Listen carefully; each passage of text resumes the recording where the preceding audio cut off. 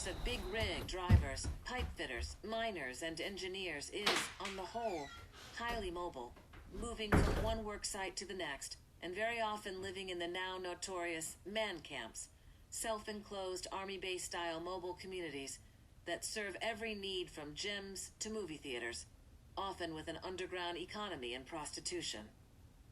Even in places like Gillette, Wyoming, or Fort McMurray, Alberta, where extractive workers may stay for decades and raise their kids, the culture remains one of transience. Almost invariably, workers plan to leave these blighted places as soon as they have saved enough money, enough to pay off student loans, to buy a house for their families back home, or for the really big dreamers, enough to retire. And with so few well-paying blue-collar jobs left, these extraction jobs are often the only route out of debt and poverty.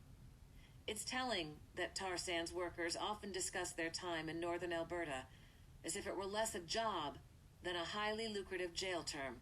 There's the 3-year plan, save $200,000, then leave. The 5-year plan, put away $500,000. The 10-year plan, make $1 million and retire at 35. Whatever the details, and however unrealistic given how much money disappears in the city's notorious party scene, the plan is always pretty much the same. Tough it out in Fort Mac, or Fort McMoney, as it is often called, then get the hell out and begin your real life. In one survey, 98% of respondents in the tar sands area said they planned to retire somewhere else.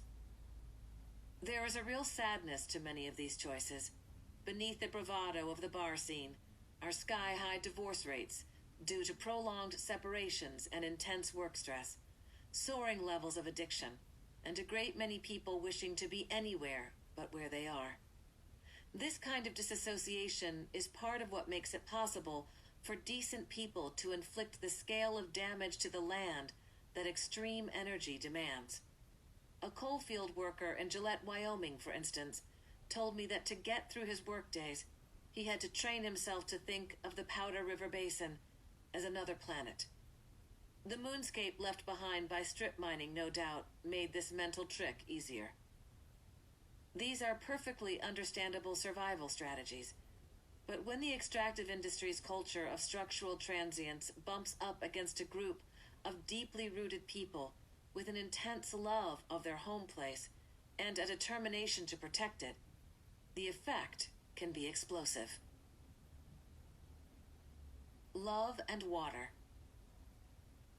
When these very different worlds collide, one of the things that seems to happen is that, as in Bella Bella, communities begin to cherish what they have and what they stand to lose, even more than before the extractive threat arrived.